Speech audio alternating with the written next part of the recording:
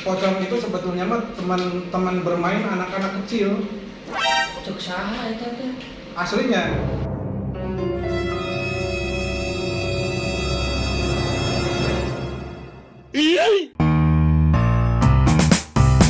Assalamualaikum warahmatullahi wabarakatuh. Waalaikumsalam warahmatullahi wabarakatuh. Sampurasun. Rampes ya. Kembali lagi sama kita tim Ngacaprak ya. Alhamdulillah di hari ini, di podcast hari ini kita kedatangan tamu-tamu kurang besar dan kurang gede ya. Sebelumnya kita perkenalkan diri. Jadi lah. Ya, sok. Namanya siapa? Bersama saya Dini Dan saya Dono. Kasih lihat. Balikan deh. Namanya siapa?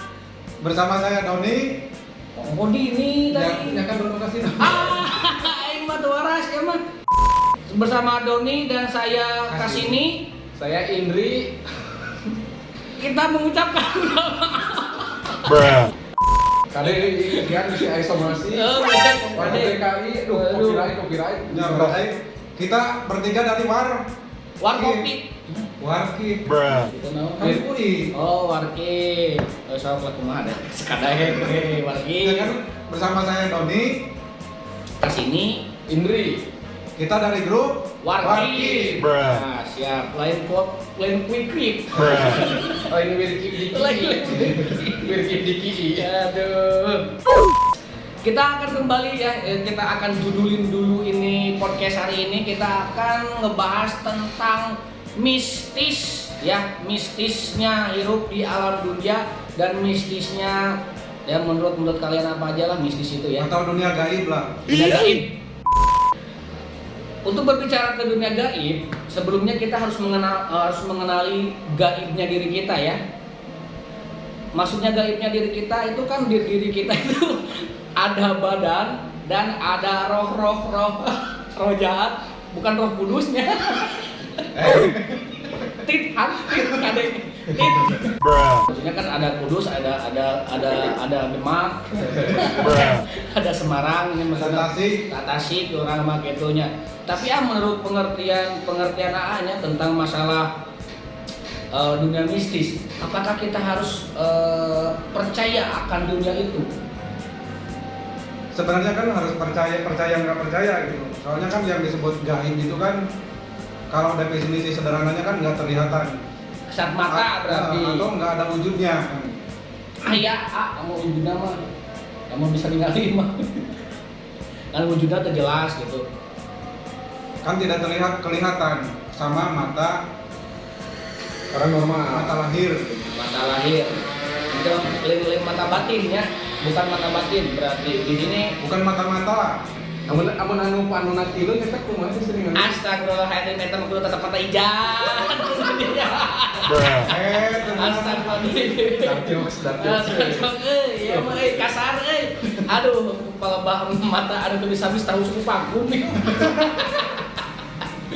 Tapi mana yang percaya tuh akan dunia hal eta? Percaya sih soalnya di agama kita sendiri, agama Islam, ada akan hal itu, ada di Al-Qur'annya disebutkan. Tapi mana pernah ningali tuh? Acan sih. Hayang mung. Bung. Hayang.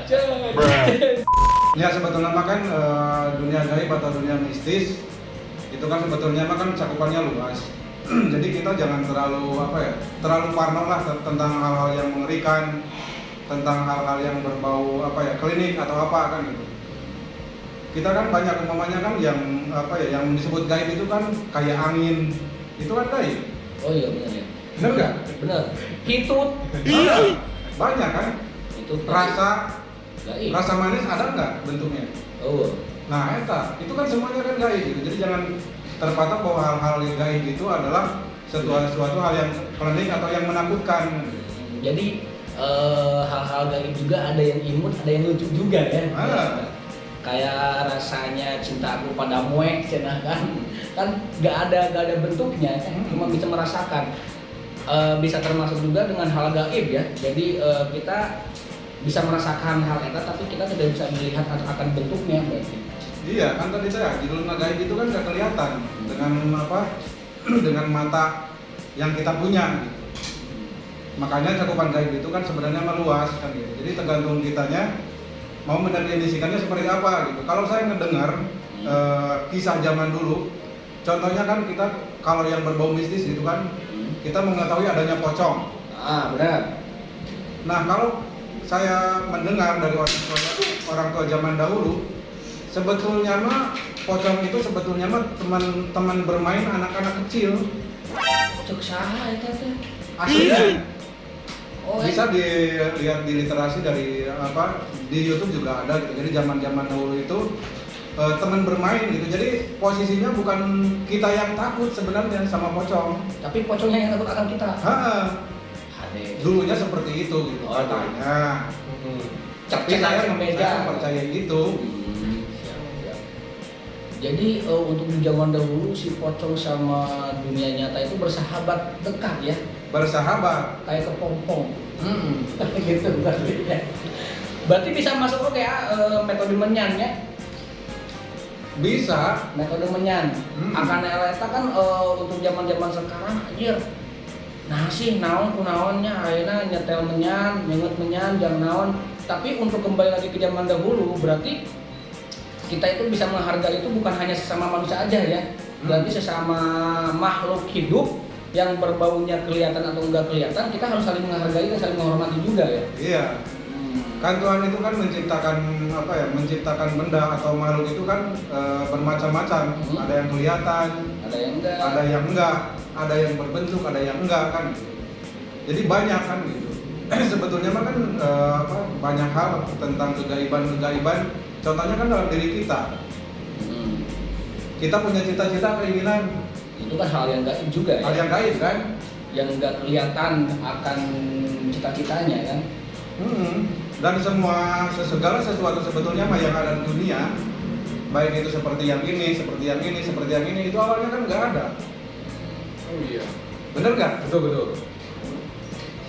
Yang disebut zaman dahulu atau orang lain yang mengatakan ini adalah zaman purba, mungkin zaman purba belum ada yang seperti ini kan?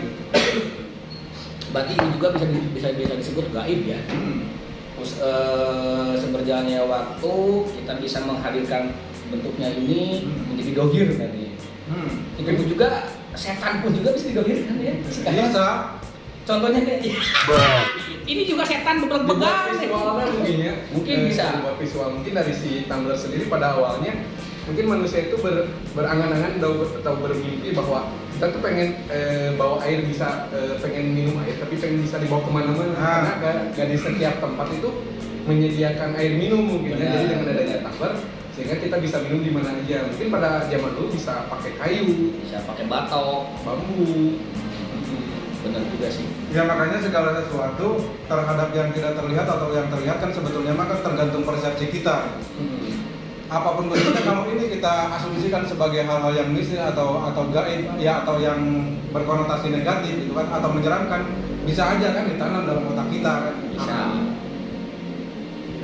Sebenarnya kan untuk masalah takut hal akan mistis itu sebenarnya semua orang itu takut akan gelap sebenarnya. Ini coba ditempatkan di tempat yang gelap kan takut enggak? Tiba-tiba ketajong gitu. Saya emang enggak. Saya emang enggak takut. Walaupun ini hilang sendiri, saya enggak takut. Takut orangnya. Terus sebab imannya kurang juga namanya. Hal mistis, gaib.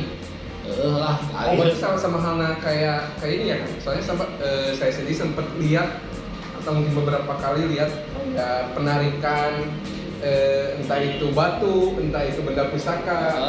Salah satunya di YouTube Kipran Alewu. Hodam, berarti hodam. Jadi kayak narik energi, terus dibentukkan visual, entah itu jadinya batu, entah itu jadinya jenglot, entah itu jadinya barang-barang pusaka. Apakah itu bentuk visualisasi mungkin ya, atau gimana? Ya itu kan ada emang segala sesuatunya kan ada ilmunya. Maksudnya ada ilmunya untuk apa ya? Mendohirkan satu barang, menyatakan atau membuat bentuknya jadi kelihatan sama kita kan gitu. Sebetulnya kan kita juga kan sama Tuhan kan dikasih apa ya? Dikasih pikiran, dikasih rasa. dikasih intuisi dan lain sebagainya, itu kan sebetulnya kan semuanya kan gaib. Makanya sebetulnya kita sebagai manusia lebih diarahkan gimana caranya kita tetap percaya akan hal gaib itu emang harus, karena semuanya ada gitu, kayak angin.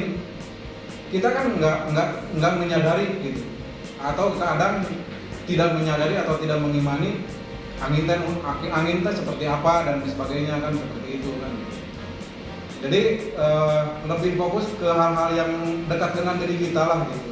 Jangan terlalu jauh akan hal mistis yang nggak pengen jadi lagi, kita terus kayak gitulah.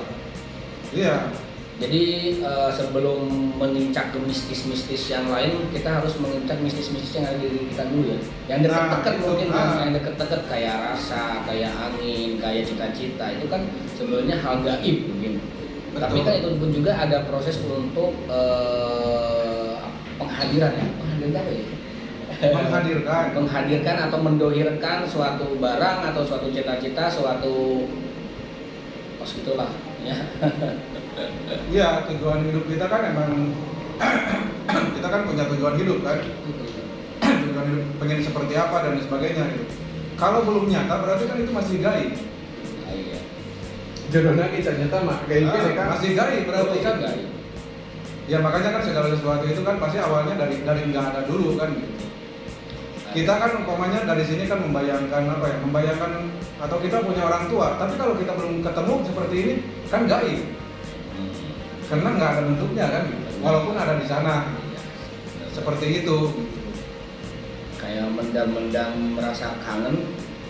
Nah, itu kan gaib gitu. Jadi harus dirasain dulu, diyakini gitu bahwa itu tuh ada gitu. Cuman saya lebih menyarankan jadi dalam setiap apapun, hal gaib apapun, baik dalam diri kita maupun di luar kita, itu selalu dibawa ke ranah yang positif gitu. Gaib yang positif lah gitu. Contohnya kan kita harus punya semangat, punya antusias. Kan kinerja kita kan gaib kan? Benar.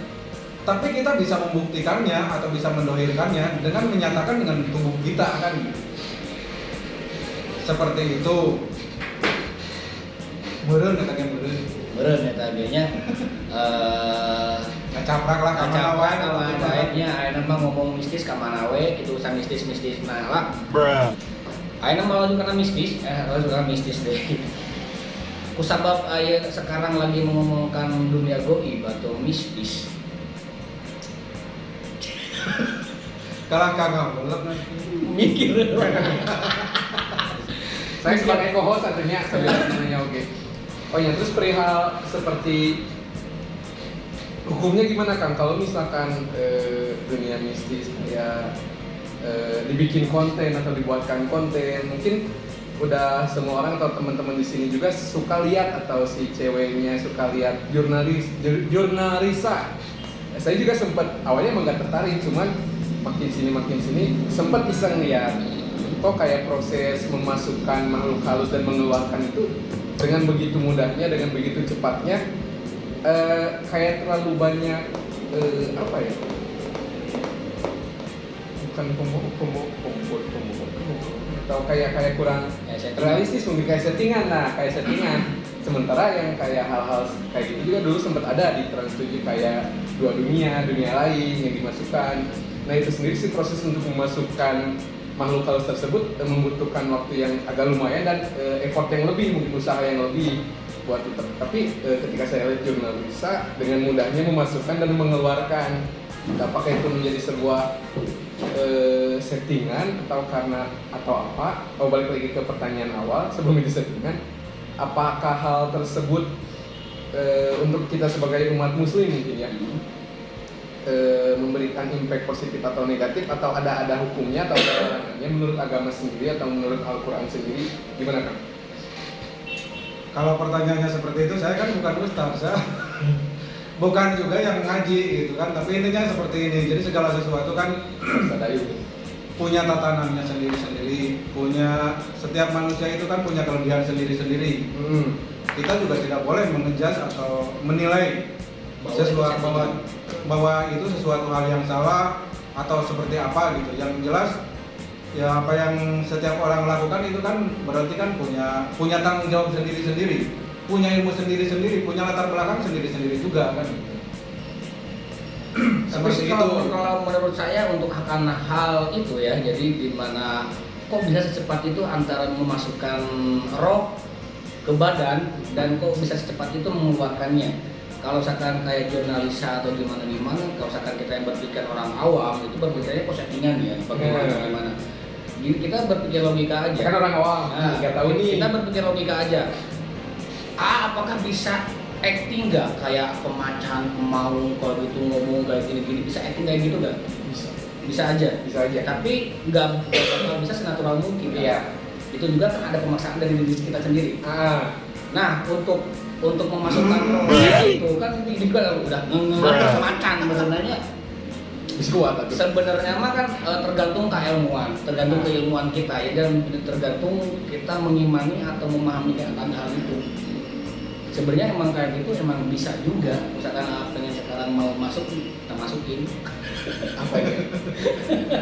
Cewek kan di kamar mandi. Gitu sih.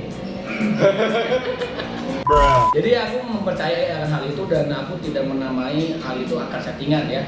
Soalnya emang mungkin ini belajar dari pengalaman dan ilmu mungkin ya. Pengalaman saya dan berjalannya waktu pas dulu zaman di pondok atau gimana. Ada yang namanya ngamat ya. Ngamat itu kayak itu menghadirkan siapa atau gimana, masukin ke diri sendiri, dan itu pun juga ada bacaannya. Gak sembarangan orang bisa akan hal itu. Ya yang utama sih kalau saran saya kan lebih diutamakan apa ya, menilai atau menapakuri atau menggali gaib-gaib yang ada di diri kita gitu. Sebetulnya mah kan jangan jauh-jauh ya kayak semangat. Jadi semangat kita kayak mood, tahu kan mood?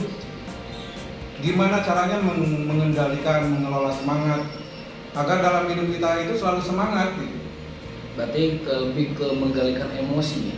Emosi dalam diri kita kan. Ya emosi itu gaib nggak?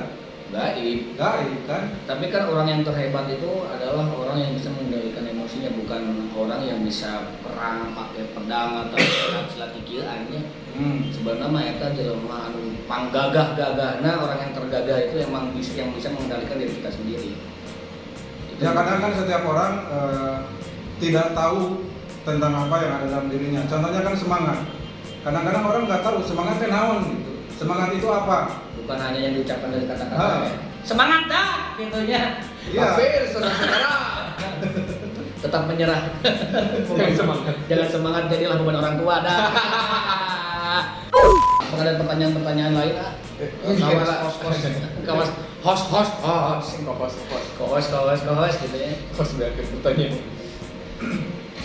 Ya emang kan dalam emang kita harus benar-benar untuk hal-hal yang gaib itu emang kita harus mempercayainya gitu. Awalnya kan dari situ dulu. Cuman sebelum meyakini atau mempercayainya, kita kan harus tahu dulu. Maksudnya harus tahu tuh maknanya seperti apa, pengertiannya seperti apa kan gitu. Terus kita menilainya dari sudut pandang seperti apa kan gitu. Karena segala sesuatu kalau sudah dari sudut pandang apapun, kalau dinilainya negatif, ya apapun akan negatif hasilnya kan gitu. Makanya segala sesuatu diusahakan dinilai walaupun bentuknya gaib kan tetap dinilai positif dulu. Berarti kembali ke sudut pandang ya. Iya. Banyak hal-hal gaib yang sebetulnya mah ya tadi saya bilang termasuk saya sendiri gitu. Jadi belum dipahami, belum mencoba digali sampai benar-benar berwujud nyata gitu. Contohnya kan kita punya impian, punya cita-cita. Contohnya kan kalian pingin apa? Cita-cita impiannya. Kawin. Nah, orang berbentuk nyata belum? Nah, berarti kan itu kan posisinya kan masih gaib kan? Tapi keinginan gitu. Tapi kan di situ kan harus diperjuangkan. Iya. Gimana cara mendohirkannya? Nah, kita fokus aja terhadap hal-hal gimana cara mendohirkan cita-cita itu. Salah satunya kan mungkin kan kerja keras. Ya, benar. Bekerja cerdas. Nah, ya ikhtiar lah. Ikhtiar, ini nama di barengan ikhtiarna, barengan. Tah ikhtiarna geus bener-bener acan. Gitu. Nah, loba nama jika nama asana geus ikhtiar, tapi teu beunangan. Eta mah hal wajar nya, hal wajar. Kembali deui kana transaksi jeung pangerana beunang kudu diangerkeun diimbangi antara usaha jeung ikhtiar. Jadi hablum minallah, hablum minanas, ayeuna mah kudu tambahan di jeung hablum minal alamna. Hablum minal alam dirinya itu mah penjelasanna. Iya, kita sudah bersyukur belum atau sudah menyapa angin belum yang berbentuknya gaib selama ini? Belum, kumaha cara nyapa lagi angin? Datang kasih kabar. Kos gitu lah, jadi kos angin-angin. Iya, kita kentut aja kentut kan gaib. Nah, sudah disadari belum? Setelah disyukuri belum kita sudah bisa kentut? Ayo kita bersyukur. Sudahkah Anda kentut hari ini? Kan kalau orang yang bisa kentut atau belum bisa kentut, itu berapa tuh kalau dioperasi? Bayang jadi uang, cuan. Anu yang itu kan dia kok aing negara itu.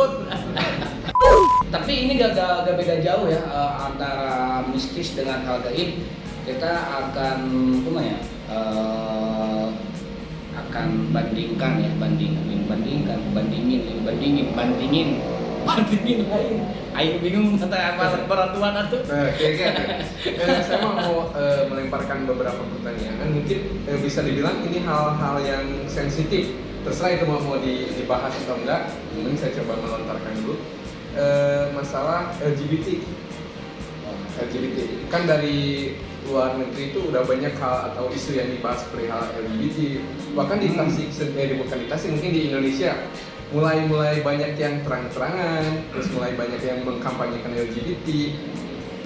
Satu yang mau ditanyain sebelum lanjut ke hal yang lainnya, mungkin apakah LGBT sebuah penyakit?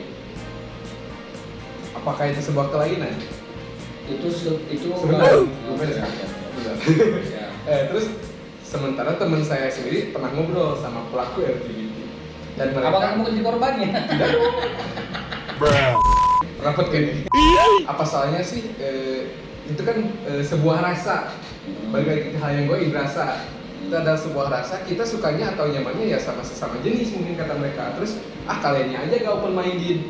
Mungkin banyak pembelaan dari mereka seperti itu. Wow. Gimana tanggapannya? Kalau tanggapan dari saya yaitu sesuatu kelebihan, kalau menurut saya bukan kekurangan ya. Wow. Iyalah kelebihan, itu kan kekurangan di orang lainnya yang tidak punya kan. Dan aing mah Korea bukan saat itu.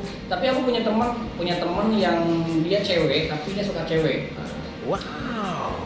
Cewek yang suka cewek itu dia sebenarnya dari cewek yang setia yang pernah disakiti oleh laki-laki. Wow. Nah gitu. Makanya dia punya prinsip atau mindset, aku gak bakal pacaran sama cowok kalau selama dia sama cowok dia itu menyakitin dia terus dan dia punya rasa trauma tersendiri dan dia nyaman dengan akan hal wanita.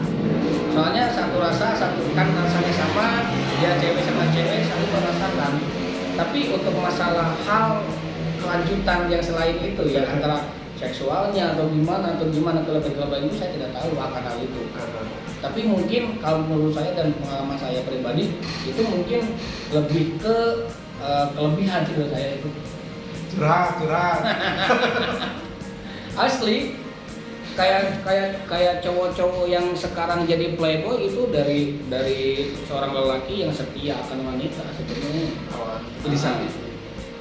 Yang si Joker orang orang baik-baik yang disakiti. Kos itu jahat. Ya kalau menurut saya, jadi tentang hal yang gaib tentang rasa LGBT itu gitu kan, adanya LGBT atau yang lain kan, itu sebetulnya mah kan ada, kalau kita lihat, kalau kita ngobrol sama mereka, berarti kan itu ada rasa, di situ ada proses pengolahan rasa. Iya.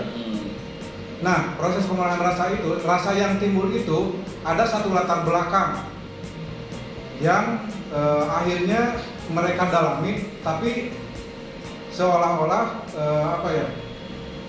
kelebihan gitu atau berlebihan. Berlebihan bukan berarti tidak boleh, bukan.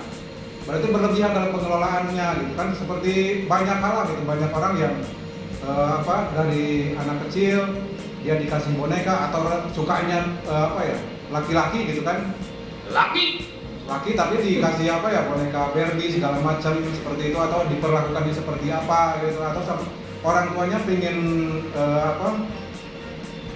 pingin anak laki-laki tapi dikasihnya perempuan. Akhirnya kan cara memperlakukannya berbeda kan. Itu kan otomatis dari rasa si orang tua terus rasa si anaknya itu kan ke sana. Tapi kalau kita kembali mengulas kembali sejarah, yang laki suka laki itu kan ada dari sejarah Nabi Nabi Sulaiman, Nabi Lut. Sebenarnya kan dari zaman dulu juga sebenarnya ada. Cuman mungkin dengan kecepatannya informasi dengan teknologi yang maju sehingga berita-berita pun cepat tersebar dan kita melihatnya kayak kok semakin masih pergerakan LGBT dan lain-lain, semakin terbuka. Ya makanya kan segala sesuatu tergantung tadi kan cara melihatnya seperti apa dan sebagainya. Yang jelas kita berhadapan dengan siapapun kan harus positif gitu. Harus positif terus kita juga harus tahu latar belakangnya sehingga kita bisa bijaksana lah menilai segala sesuatunya. Jadi nggak bisa menyalahkan hal apapun kan gitu. Karena segala sesuatu termasuk kita juga mungkin kan banyak kekurangan kan. Benar.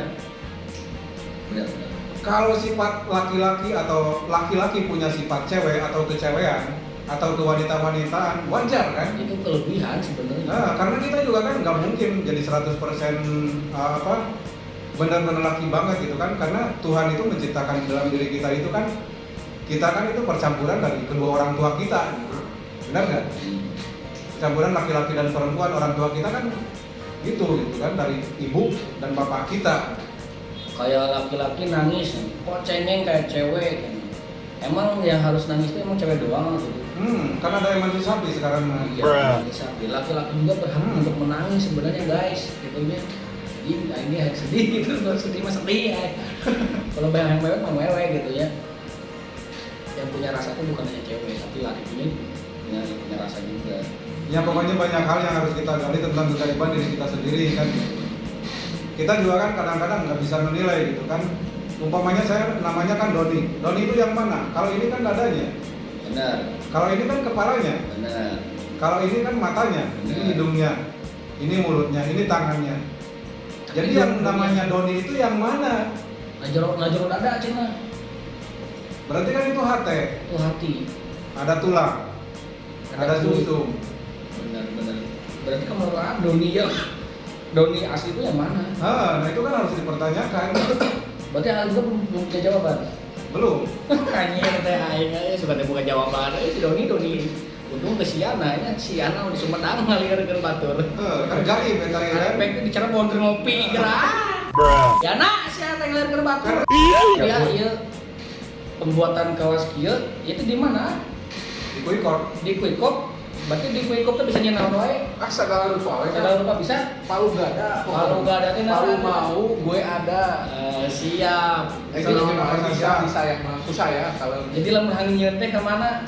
Ke Jalan Tanuwijaya, terus di Asia Plaza, terus di Baitul Marhamah, Cisalak, hiji deui Mayasari Plaza. Terus kita ada toko online nih Kak. Coba sebutkan Instagramnya. Toko online. Iya. Toko online mah. Prineo ada di Shopee. Ini yang kenyataannya Aya di Shopee, di Instagramnya ada juga Kuikop. Jadi kita juga menerima pesanan-pesanan kayak spanduk lewat dunia gaib. Lewat online gaib bidinya online. Pokoknya mah bisa nyieun. Nggak perlu datang ke sini. Cukup calling atau telepon, kami siap datang dan siap melayani Anda. Pokoknya mah iklan heula nyadak ieu mah lumayan atuh sate kepeuring na iklan AdSense henteu aing teh. Oh, mana Pak Jokowi kumaha orderanana Pak Jokowi? Can aya wae orderan. Acan. Pada nipu kemarin jam pilkada tuh pilpres. Pilpres 2022 genap. Maaf ya di sini sering terjadi gempa jadi kameranya goyang-goyang. Enggak ada yang itu. Kayak gitu tuh. Sebelum ditutup, saya mau kirim salam dulu. Sok salam heula. Saya buat Pak Hotman, semoga sukses terus. Jaya. Pak Hotman. Jangan berlarut-larut dalam kesedihan. Pokoknya nama Pak Hotman ya tunjukkan laki dia. Jangan terjebak dunia mistis. Nah, eta Mistis nanu positif aja semangat. semangat pokoknya manu ambil lah. Salam deui teh. Aya Sok, edankeun. kanggo uji ieu mah. Ui geura metiasan ngarian jodoh. Damel teh ulah wengi wae. Enjing Mudah-mudahan nu gaib eta mah. udah gue nu goib anu real awewe bisa aya. Jadi udah Mudah kunti mana mah uji. Ya, sakitu wae nya kacaprak dari kita. Mudah-mudahan ada hal positif yang bisa diambil. Kalau misalkan nggak ada, nggak apa-apa ya. Tonton we, urang mah penting mah upload setiap poe. Aing kalau serius kalau serius, aku ngalangeuna marane mah dalalir gara we malikiran aing masih kieu seserian. Kita tutup aja podcast hari ini dengan bacaan hamdalah. Alhamdulillah. Jangan lupa di like, comment, share dan subrek-nya. Kalau ada saran, Kritik atau challenge yang bisa kita itunya itulah tinggal di komen we. pokoknya boleh kalau misalkan ada saran dari rekan-rekan semua Kang bikin konten yang ngebahas A, B, C, D boleh tulis di kolom komentar tulis. Nanti kita coba realisasikan dalam bentuk video. Oke, siap. Sekian dan terima gaji. Gaji ya. ya, bila topik pada daya. Wassalamualaikum warahmatullahi wabarakatuh. Bye bye.